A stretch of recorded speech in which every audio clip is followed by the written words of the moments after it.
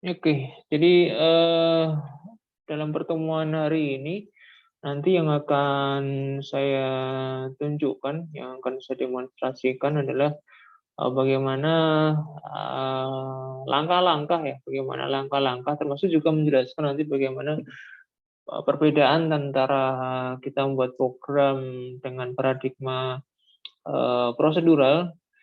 Kemudian nanti kita ubah menjadi paradigma object oriented programming atau OOP ya. Jadi fokusnya nanti di situ kita akan demonstrasikan bagaimana kita dulu membuat program secara prosedural di mata kuliah bahasa pemrograman 1, kemudian nanti kita akan coba ubah secara bertahap sehingga menjadi program yang kita tulis dengan paradigma object oriented programming ya. Ya, jadi kata kuncinya OOP itu adalah bagaimana kita menulis program ya. Jadi kuncinya di situ. Apa Pak bedanya OOP dengan programming yang lain, dengan paradigma yang lain ya?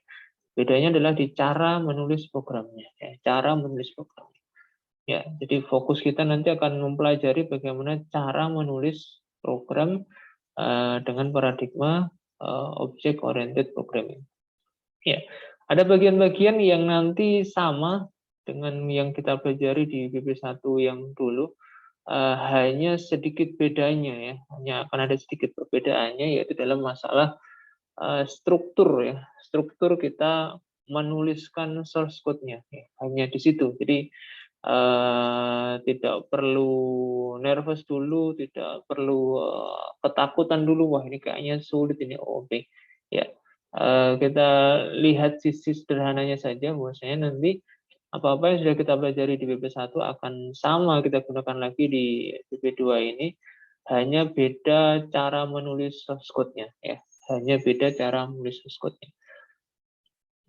Meskipun nanti ada beberapa tahap yang juga kita harus pelajari ketika menulis program dengan paradigma object oriented programming.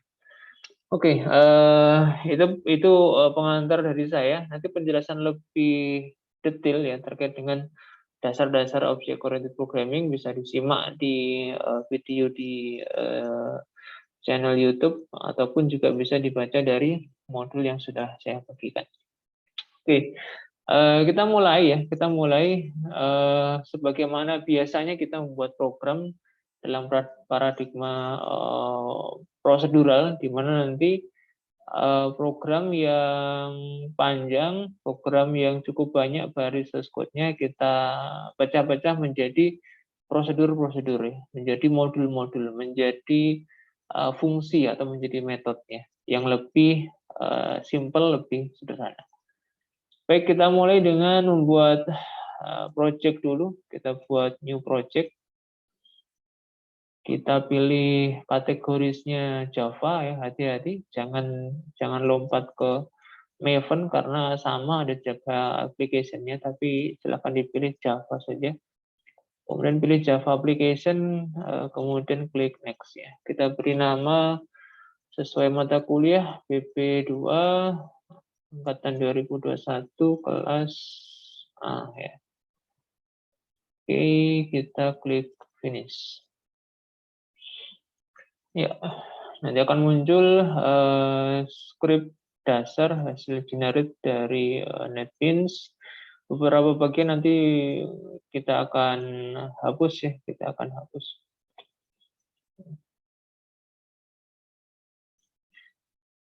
Oke, kita akan pindahkan dulu supaya di atas.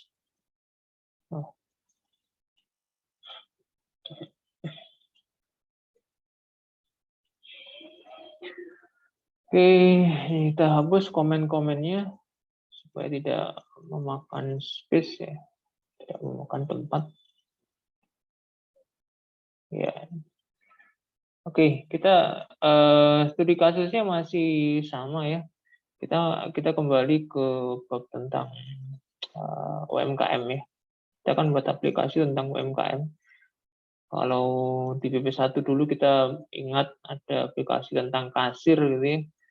Ya kurang lebih nanti kita masih berkutat di topik ini. Kita akan eksplorasi, kita akan develop aplikasi yang masih berkaitan dengan UMKM ya. Jadi langkah dalam membuat program berorientasi project nanti adalah kita tentukan pelaku-pelaku utamanya ya, pelaku-pelaku utamanya. Ketika kita akan membangun sebuah sistem, kita membangun sebuah aplikasi, kita analisis dulu, kita identifikasi dulu siapa saja pelaku-pelaku utamanya, aktor-aktor utamanya, atau pihak-pihak yang paling banyak berperan di dalam aplikasi nanti. Itu nanti tahap awal ketika membangun sebuah sistem aplikasi berbasis objek. Misalnya dari hasil identifikasi kita, bagian-bagian utama dalam aplikasi UMKM atau kasir itu nanti ada kita sebutnya subjek gitu ya. Subjeknya itu ada misal ada pembeli ya, kemudian ada barang, mungkin juga ditambahi pemilik, mungkin juga ditambahi. Warungnya Pak, ya, boleh juga. Misalnya seperti ini. Kita identifikasi ada pihak-pihak ya yang berkepentingan dengan sistem aplikasi kasir ini. Yang pertama pembeli, kemudian barang, kemudian pemilik, kemudian warung. Ya. Misalnya identifikasi kita seperti itu. Untuk mempersingkat waktu, nanti tidak semua ini kita bahas, kita pilih salah satu saja. Ya, kita pilih salah satu saja, yaitu misalnya barang ya, misalnya barang. Ya, fokus dari UMKM ini sementara kita fokuskan dulu ke barang. Kita ingin membuat aplikasi tentang pendataan barang ya, pendataan barang di warung. Nanti akan dihitung oleh kasir ya, oleh kasir. Jadi fokus kita misalnya ke barang. Ketika kita membuat program secara prosedural, maka kita membutuhkan beberapa pendataan terlebih dahulu ya. Jadi ketika kita membuat program secara prosedural, yang kita pikirkan itu adalah datanya, ya, data atau variabel apa saja yang dibutuhkan. Ya. Kemudian yang kedua nanti metode, ya, metode apa saja yang dibutuhkan ya. Jadi dua hal ini yang biasanya kita lakukan ketika membuat program secara prosedural. Kita butuh informasi variabel apa saja yang dibutuhkan, kemudian metodenya apa saja. Oke. Baik, yang pertama data ya. Kalau kita tadi fokusnya misalnya ke barang, jadi fokus kita masih ke barang saja ya, fokus ke barang ya. Jadi kita tandai dulu fokusnya ke barang dulu. Fokus ke barang dulu. Karena nanti kalau semuanya bisa lama nanti ya. Oke.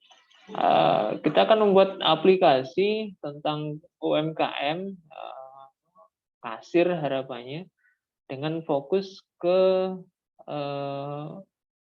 informasi-informasi yang berkaitan dengan barang. Maka data-data yang kita butuhkan di sini yang berkaitan dengan barang kita bisa identifikasi, misalnya adalah nama barang, ya, nama barang, kemudian harga barang. Ya, misalnya seperti ini. Ya. Ya. Lupa ada yang lain, jenis barang, merek, dan seterusnya. Yang kita skip dulu ya, karena nanti waktunya biar tidak terlalu lama. Ya, misalnya dua ini yang kita identifikasi ya, ada nama barang dan harga barang. Kemudian metode-metodenya, ya, metode-metodenya. Kalau standarnya programming yang kita buat di WP1 yang kemarin itu adalah menambah atau mengisi, kemudian menampilkan, kemudian menghapus ya. Biasanya kan begitu ya. Kalau berkaitan dengan array kan bisa kita buat seperti itu. Maka misalnya di program ini kita butuh metode tadi ya. Pertama untuk menambah ya isi data misalnya. isi data. Kemudian kita akan buat lihat data, data barang maksudnya. Ya, mungkin supaya seragam kita ganti aja isi barang. Yang bawah juga sama ya, isi lihat barang. Ya, misalnya dua ini ya, kita buat metode untuk mengisi barang kemudian melihat barang. Lihat barang sebagaimana fungsinya, metode ini hanya berkepentingan untuk menampilkan saja isi data yang berkaitan dengan barang. Apa itu ya? Nama dan harganya. Maka kita buat aja perintah sederhana, shout nama barang plus nama barangnya. Kemudian harganya juga kita munculkan harga barang. Oke, supaya lurus ini kita tambahkan spasi. Ya, jadi ini metode untuk lihat barang. Ya, hanya sekedar menampilkan data barangnya seperti apa. Ya, kemudian kalau mengisi barang ini bisa kita gunakan scanner di sini, ya, berupa input. Boleh kita tambahkan di sini berupa input menggunakan next line atau next untuk nama barang, kemudian next in untuk harga barang. Bisa juga kita gunakan cara yang kedua, yaitu cara parameter ya. Ini lebih praktis, lebih mudah. Kita gunakan metode yang punya parameter. Sehingga nanti bisa kita lewatkan dari parameter ini. String n, kemudian integer h, ya. N-nya untuk nama, jadi nama barang. Nanti akan diisi oleh parameter n. Kemudian harga barang itu akan diisi oleh parameter H. Ya. Oke, ya, jadi ini untuk isi barang kita gunakan metode yang memiliki argumen, memiliki parameter. Kebetulan di sini ada dua parameter ya, n dan h. N bertipe string, h bertipe integer. N nanti akan dimasukkan ke dalam variabel nama barang, sedangkan h akan dimasukkan ke variabel harga barang. Baik, dua metode sudah kita buat. Sekarang bisa kita coba untuk panggil di main ya. Jadi metode-metode yang sudah kita buat di atas itu kita panggil di main. Ya. Ya. Kita panggil dulu isi barang, kemudian lihat barang ya. Kita panggil metode isi barang ya. Ada argumennya di sini, misalnya kita beri argumen bakso namanya, kemudian harganya 15.000 ya. Oke. Ada message kesalahan ya. Non static method isi barang ya. Cannot be referenced from a static context ya. Jadi ini yang biasanya diingatkan oleh NetBeans ya. Kenapa ini terjadi? Karena isi barang itu metode yang dipanggil di main yang sifatnya statik ya. Nah, statik itu artinya running di dalam kelas itu sendiri. Maka syaratnya bisa dipanggil di metode yang statik tidak boleh tidak kecuali metode tersebut juga kita jadikan statik. Jadi metode-metode yang kita buat ini kita jadikan statik juga. Ya, statik ya. Pak, errornya tambah banyak ini. Waduh, ini kalau kita nggak siap langsung pingsan ini. Waduh, tadi error 1 dibetulkan jadi errornya 2 ya. Ini kalau mentalnya nggak sip langsung pulang ini, pulang. Wah, ini kita baca dulu errornya. Message-nya non-static variable cannot be referenced from a static context. Oh, ternyata sama. Jadi variabel yang diakses di metode statik itu ternyata juga harus sifatnya statik. Ya, jadi warning yang dari NetBeans seperti itu. Sehingga kita ubah kita tambahkan keterangan statik di variabelnya. Statik, string, nama barang, statik, integer harga barang. Ya, jadi semuanya kita ubah menjadi statik. Oke, kita kembali ke main. Ya, sudah tidak muncul pesan kesalahan, artinya sudah oke. Kemudian kita panggil setelah diisi barang, data barangnya kita panggil lihat barang. Ya, kita panggil metode lihat barang.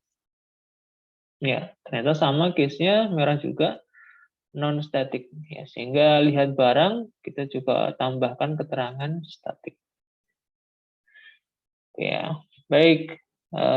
Sudah tidak ada kesalahan lagi dari NetBeans. Kita coba tes run apa yang terjadi. Oke, kita cek.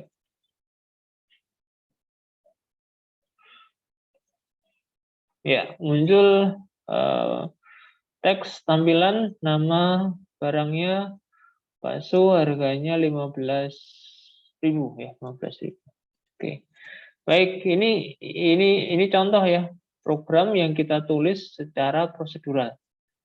Yang kita pelajari di BP1 semester yang lalu.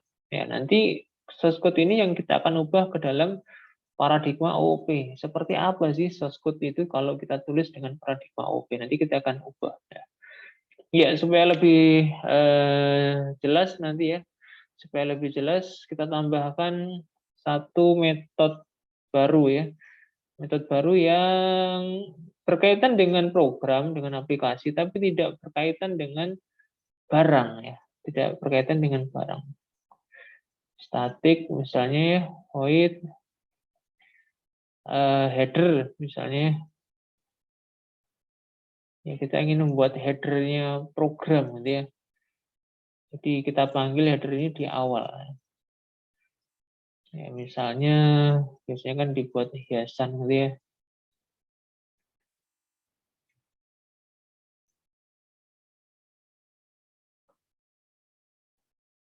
Warung sehat misalnya. Jadi ada judulnya ya. Misalnya kita buat seperti ini. Nah, ini headernya, header. Ya. Header ini kita panggil di main sebagai awalan. Kita panggil method header sebagai hiasan di awal. Ya. Kita cek run file. Ya, muncul tampilan warung sehat. Ya, misalnya seperti ini. Oke, saya kira kita cukupkan yang dalam paradigma prosedural. Sekarang bagaimana kalau kita ingin mengubah ke OOP ya, ke OOP. Ya, baik. Program yang sudah jadi kita tulis dengan paradigma prosedural, di mana kalau prosedural itu kuncinya adalah program tersusun dari beberapa metode ya. Tidak hanya satu metode main saja, tetapi kita punya banyak metode ya. Kita punya banyak metode, itu cirinya dari prosedural. Ini kita akan ubah menjadi OOP ya. Kita akan ubah menjadi OOP, Object Oriented Programming. Ya. Baik. Bagian utama dalam OOP adalah kelas. Jadi nanti kita harus mengubah nih subjek-subjek yang sudah kita identifikasi di atas ini. Kira-kira mana yang layak akan kita buat sebagai kelas? Apa itu kelas? Kelas itu sederhananya adalah gabungan dari metode dan data atau variabel. Ya, jadi kelas itu adalah kelas itu adalah data ditambah metode. Ya. Oke, ya. Jadi kelas itu data ditambah metode. Kelas itu terdiri dari data dan metode. Artinya apa? Artinya data-data dan metode-metode yang itu berkaitan, ya, itu berkaitan itu kita kumpulkan jadi satu ke dalam sebuah bentuk yang namanya kelas. Ya. Ya. Apa itu kelas? Apa itu objek? Ya, singkat kata definisinya itu bisa dibuat jadi modul atau di video yang tadi sudah saya share linknya. Baik, jadi kelas itu isinya data dan metode. Maka kita identifikasi nih, dari program ini kita butuh kelas apa. Dari program yang sudah kita buat ini kita butuh kelas apa. Ya, kita lihat di sini ada nama barang, harga barang, isi barang, lihat barang. Oh, kayak ini ada bisa dijadikan satu ini. Ya, nama barang, harga barang, isi barang, lihat barang, ini bicaranya konteksnya barang semua. Oke lah. Kalau kita lihat seperti itu, kita analisis, maka kita butuh yang namanya kelas barang. Kita akan buat namanya kelas barang. Oke. Oke, ini cara membuat kelasnya. Ya, kita ketikkan aja kata kunci kelas, kemudian nama kelasnya tidak boleh ada spasi, tidak boleh diawali dengan angka, tidak boleh ada karakter khusus dan seterusnya. Ya, kita beri nama barang. Kemudian kurung kurawal buka tutup. Maka simsalabim di kiri bawah itu ada barang. Nah, nanti di panel kiri bawah navigator ini ada kelas kedua selain kelas BP2 2021A itu ada kelas barang. Ya. Belum ada isinya sehingga tidak bisa kita klik ya. Kalau BP2 di atasnya ada isinya. Oke. Baik. Setelah kita siapkan kelasnya, maka satu persatu kita pindah ini ya. Ya, variabel-variabel yang ada di program utama ya, di kelas utama itu yang berkaitan atau relevan dengan barang kita pindah. Kita pindah. Ya, pertama ada nama barang dan harga barang. Oke, kita ambil ini ya. Kita ambil, kita cut, kita paste di sini. Ya. Oke. Ya. Jadi nama barang, harga barang sekarang berpindah menjadi miliknya kelas barang. Ya. Tidak lagi miliknya kelas utama. Oke. Di nama barang, harga barang yang merupakan data variabel yang berkaitan erat dengan barang, kita pindah, kita masukkan ke kelas barang. Ya. Kemudian dari metode juga sama, kita identifikasi dari 3 metode ini mana yang relevan atau berkaitan dengan barang. Ada 3 metode di sini. Ya, kita pilih isi barang dan lihat barang. Kenapa? Karena kedua metode ini berkaitan erat dengan barang, sehingga kita ambil, ya, kita cut, ya, kita paste di dalam kelas barang. Ya. Oke, ya. Menyisakan satu buah metode header ya di program. Jadi datanya sudah nggak ada, kebetulan semuanya tertarik ke kelas barang, ya. Metodenya sisa satu ya, yaitu header. Oke, maka jadilah kita punya kelas barang, isinya bisa dilihat di panel sebelah kiri bawah. Ada data harga barang, nama barang, kemudian ada metode isi barang dan lihat barang. Baik. Setelah semuanya terpindah, ya, kita pindahkan dalam kelas barang. Kata kunci statik nanti bisa kita hilangkan nih, bisa kita hilangkan. Kenapa? Karena atribut dan metode dalam kelas barang tidak lagi dijalankan secara langsung oleh kelas utama. Ya. Kita bisa hapus di sini karena sudah tidak dipakai lagi nanti. Ya.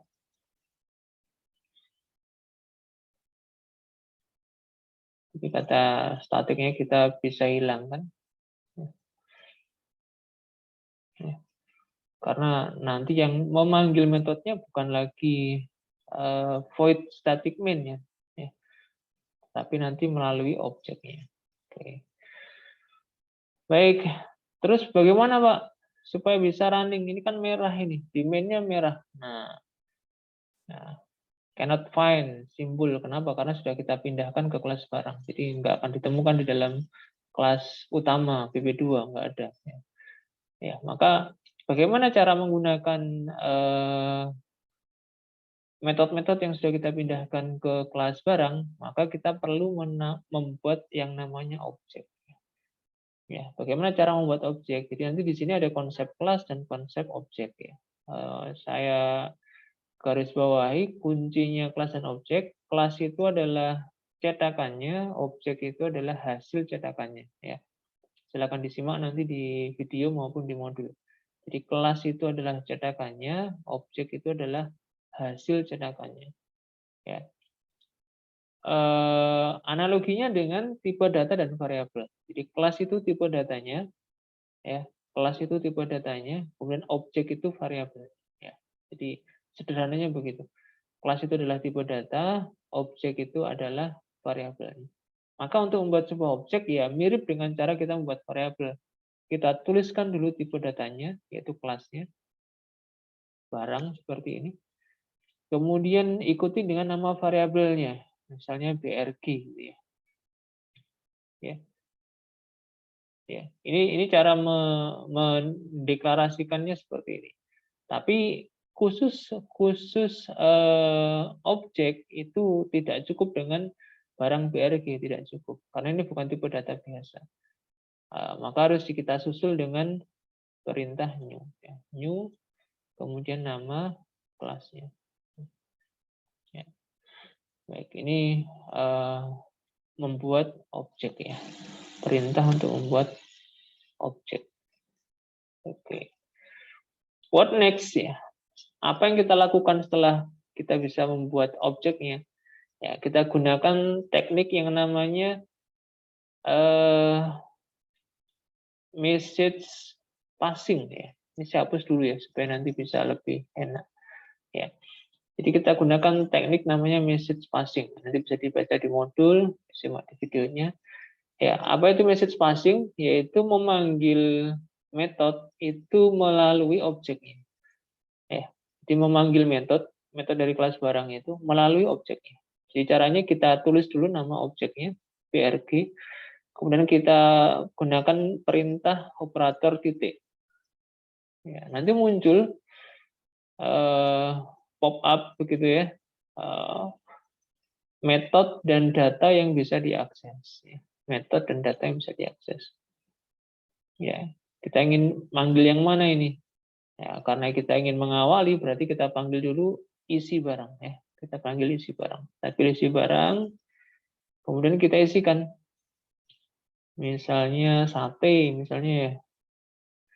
Ya, jadi kita ingin mengisi sate untuk teks nama barangnya, kemudian harganya kita isi 20.000 misalnya.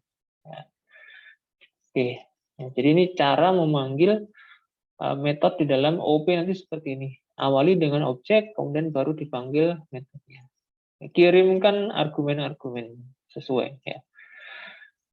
Kemudian kita panggil lagi metode lihat barang. Ya. Jadi setelah diisi barangnya, kita lihat barang.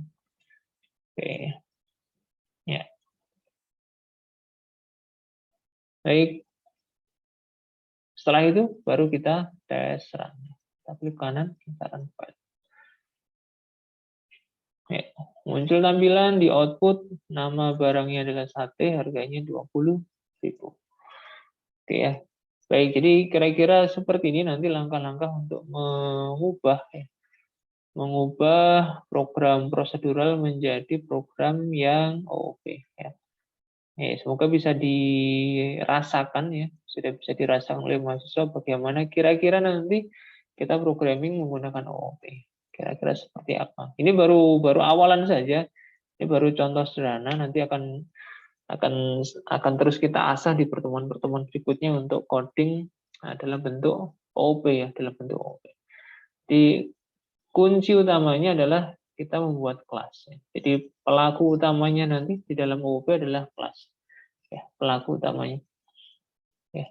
Jadi kalau di dalam prosedural pelaku utamanya itu adalah metode, fungsi, prosedur, maka di dalam OOP nanti pelaku utamanya adalah kelas. Ya. Ya, jadi pelaku utamanya nanti adalah kelas. Nah, setiap kali kita membuat program OOP, maka yang perlu kita lakukan pertama kali adalah mengidentifikasi. Ya, kita temukan dulu, kita butuh kelas apa. Ya, kita butuh kelas apa. Ya. Ya. Kemudian setelah kelasnya ketemu, kita lengkapi dengan data dan metode. Ya. Jadi kelas itu isinya dua hal, data dan metode. Ya.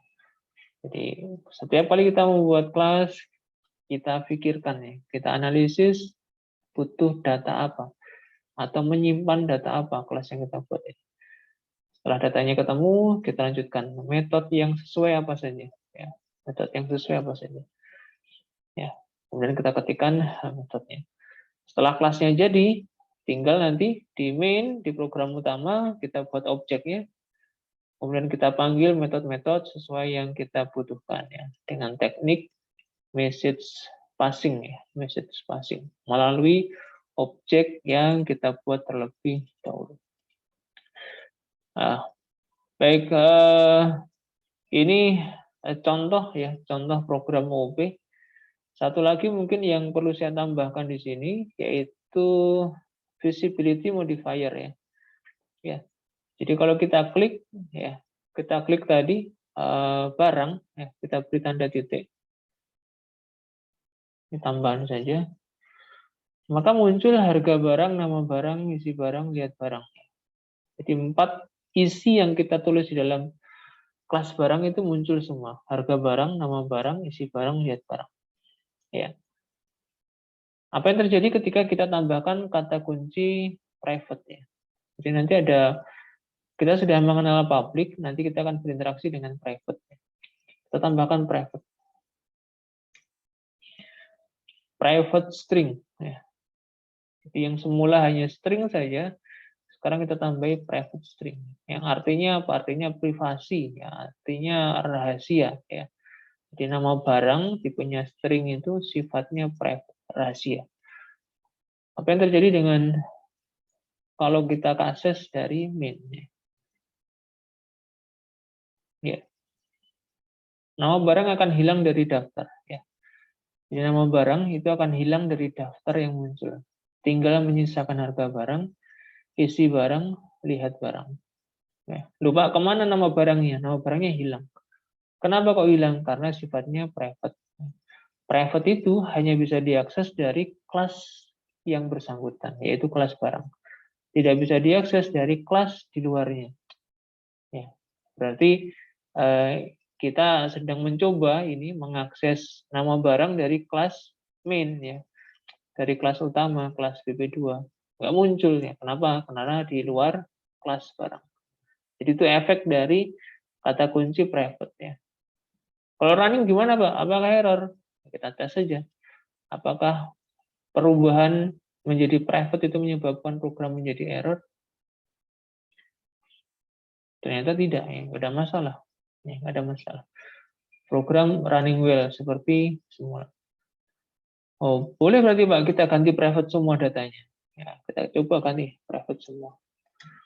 Ya, nama barang private, harga barang juga private, rahasia ini. Rahasianya kelas barang ya. Jangan coba-coba akses dari kelas luar, rahasia. Kita tes run juga. Kita cek ke bawah dulu apakah ada tanda merah, ternyata nggak ada. Berarti secara sintaks nggak ada kesalahan. Kita tes run sama nggak ada kesalahan juga.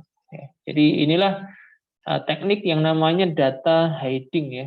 Di teknik data hiding, penyembunyian data itu bisa kita lakukan dengan mengubah ya variabel menjadi private ya.